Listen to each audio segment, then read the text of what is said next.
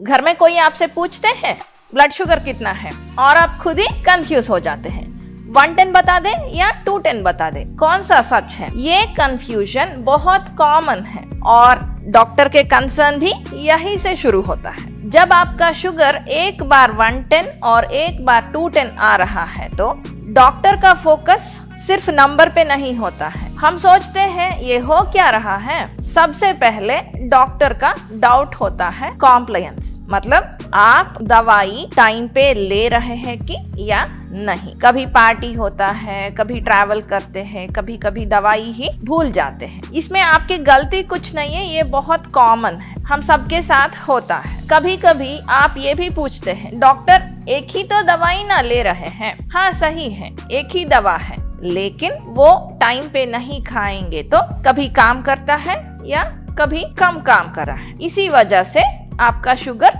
Fluctuate होता रहता है।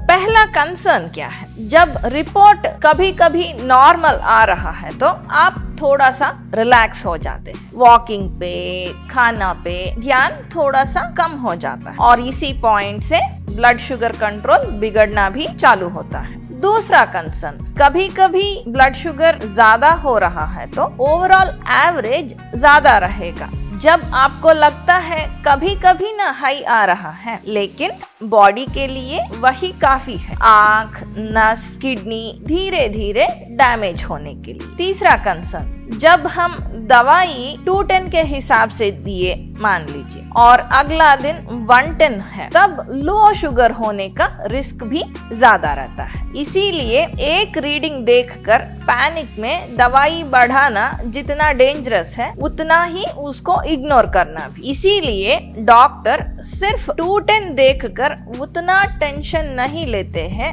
जितना एक बार 110 एक बार 210 शुगर को देखकर। इस स्टेज पर सॉल्यूशन न पैनिक होना या न इग्नोर करना। इसी पॉइंट पे हम बताते हैं पैटर्न समझिए, रूटीन देख लीजिए और ट्रीटमेंट को फाइन ट्यून कीजिए। आपके शुगर ऐसे ऊपर नीचे होना एक सिग्नल है, वो एक वार्निंग है। इसको इग्नोर करना डायबिटीज कंट्रोल का सबसे महंगी गलती हो सकता है। इस सिचुएशन में सिर्फ रिपोर्ट को व्हाट्सएप पर भेज देना सॉल्यूशन नहीं है। डॉक्टर के साथ बैठिए, पूरा पैटर्न समझिए, तभी सही डिसीजन ले सकते हैं।